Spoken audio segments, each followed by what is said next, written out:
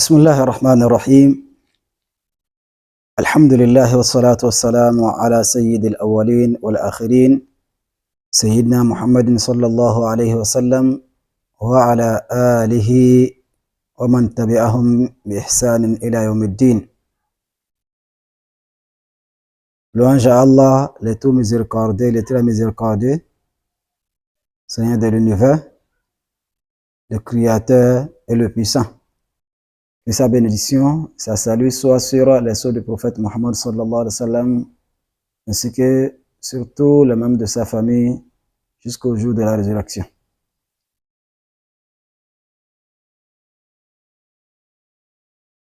Quand nous allons voir quelqu'un qui est en train de faire le tour du quartier, de faire le va-et-vient sans cesse, et on le demande, mon frère, qu'est-ce qui se passe? Tu fais quoi? Et la personne nous dit, je ne sais pas. Nous serons étonnés. Il se peut qu'on va dire que vraiment, le gars, il a perdu la boule. Le gars, il est devenu fou. Et quand l'un de nous se déplace pour aller au marché, c'est qu'il a un objectif, il a un but pour lequel il s'est déplacé. Quand nous achetons quelque chose, c'est qu'on attend quelque chose à travers de ce qu'on a acheté. Ce qui veut dire toute action et tout acte posé de la part de l'homme, ça a un motif, une raison de son existence. Tout ce que l'homme fait, l'homme qui est normal. Alors, tout ce que l'homme fait, c'est qu'il y a un motif, il y a une raison pour laquelle il fait ça. Et quand on est conscient, on est raisonnable, on se porte bien,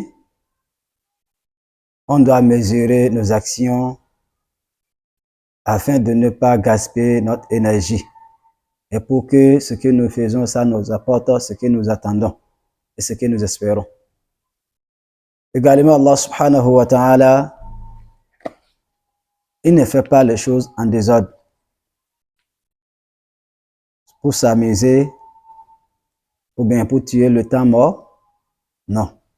Allah subhanahu wa ta'ala, en créant l'homme, il a un but pour lequel il a créé l'homme. Et ce but, c'est pas parce qu'il a besoin d'une assistance qu'il nous a créé afin qu'on vienne pour l'assister. Ou bien parce qu'il a besoin qu'on travaille pour lui, pour qu'il puisse se nourrir, ou bien qu'il puisse nourrir sa famille, ou bien les membres de son royaume. C'est pour cela qu'il nous a créé afin qu'on vienne travailler pour lui.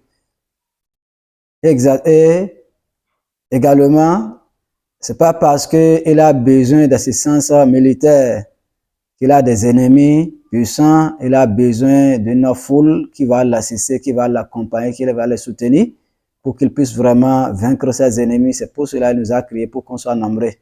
Et c'est pas parce qu'également qu'il est ennuyé, il est seul, il a besoin des gens qui vont le distraire. Il nous a créés, il nous a fabriqués pour qu'il puisse se distraire en nous voyant en train de faire ce qu'ils sont en train de faire. Pas pour ces raisons-là qu'Allah nous a créés, qu'il soit exalté. Allah subhanahu wa ta'ala, c'est lui qui possède les cieux et la terre, ainsi que tout ce qui se trouve entre les deux. Il ne fait rien sans un motif valable. Qu'on comprenne ou bien pas, lui sait pourquoi il a fait. Et forcément, il nous amène à comprendre parce qu'il nous a envoyé des messagers, il a choisi certains d'entre nous. Il les a formés, il les a envoyés pour nous, pour qu'ils viennent nous informer ce qu'il attend de nous. Alors, le but de notre création, c'est pour l'adorer. Allah subhanahu wa ta'ala nous a créés pour qu'on vienne l'adorer. C'est à cause de l'adoration qu'Allah subhanahu wa ta'ala nous a créés. Pas pour autre chose. Il y a des hadiths qui nous parlent de cette réalité. Dans l'un de ces hadiths, il dit innama khalaqtukum lita'buduni tawilan wa tadhkuruni kathira. Je vous ai créé afin que vous m'adorez longtemps et vous me mentionnez, vous serez en train de mentionner tout le temps. C'est pour cela Allah subhanahu wa ta'ala nous a créés. Et la plupart des musulmans qui sont un peu instruits, ils savent que wa ma khalaqtul jinna wal insa illa liya'budun. Allah dit que lui n'a pas créé les djinns ainsi que les humains pour un autre motif si ce n'est pas pour qu'ils viennent l'adorer. Alors cette question de l'adoration, est-ce que vraiment nous l'accomplissons comme cela doit se faire? Si Allah subhanahu wa ta'ala nous a créés pour qu'on vienne pour l'adorer, alors c'est quoi alors, c'est quoi cette adoration qu'il attend de nous? Cette adoration pour laquelle il nous a créés, est-ce que nous l'avions accomplie? Ou bien nous nous amusons, nous faisons ce que nous voulons, ou bien de la manière dont nous passons, ou bien on doit l'adorer de la manière dont il veut qu'il soit adoré. Je pense que si on réfléchit un peu, on doit comprendre que nous ne pourrons pas l'adorer de la manière dont nous voulons. Cette adoration doit être comme Allah subhanahu wa ta'ala il a voulu qu'elle soit. Et quand on le fait comme ça, c'est que nous avions réalisé le but de notre existence et nous avons accompli notre mission d'existence. Dans le cas contraire où on n'arrive pas à adorer Allah subhanahu wa ta'ala comme il veut, pas comme nous pensons, c'est que nous avons échoué d'accomplir notre mission. Et on n'a pas joué le rôle qu'on attend de nous. Et la suite, je pense que c'est clair. Toute personne qui serait chargée d'une mission, elle n'arrive pas à accomplir sa mission, la moindre des choses, c'est qu'on doit le décharger. Et je pense que la personne ne doit pas attendre une récompense de sa défaillance. S'il a été épargné de la punition, il ne doit pas attendre la récompense. Ça serait une grâce pour lui qu'on lui pardonne et on le parle de la punition parce qu'il a été chargé d'une mission, ce que c'est une confiance qui était mise en lui, mais lui n'a pas respecté la confiance, il a abusé la confiance, il n'a pas accompli sa mission et la personne doit s'excuser ou bien au moins la personne va espérer qu'on le pardonne.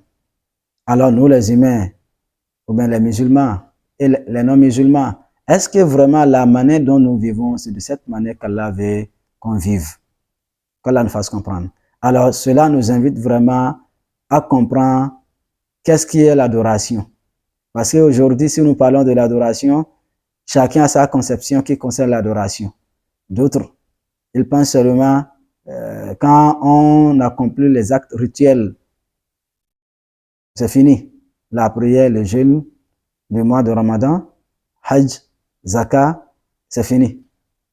Chacun a une conception donnée. Mais Allah subhanahu wa ta'ala, qu'est-ce qu'il attend de nous? Quand il dit l'adoration, qu'est-ce que cela signifie? Inch'Allah, nous allons essayer d'expliquer ceci dans une vidéo qui va expliquer la notion de l'adoration et les conditions d'exaucement de l'adoration ainsi que d'autres choses qui concernent cette question, en espérant que ce qui a été dit ici, ça peut nous servir de grand chose, comme une introduction par rapport à ce qui serait dit, qu'Allah nous assiste et qui nous facilite la compréhension de cause de notre existence. Subhanakallahumma wa bihamdika, ashhadu an la ilaha illa anta astaghfiruka wa atubu ilayk.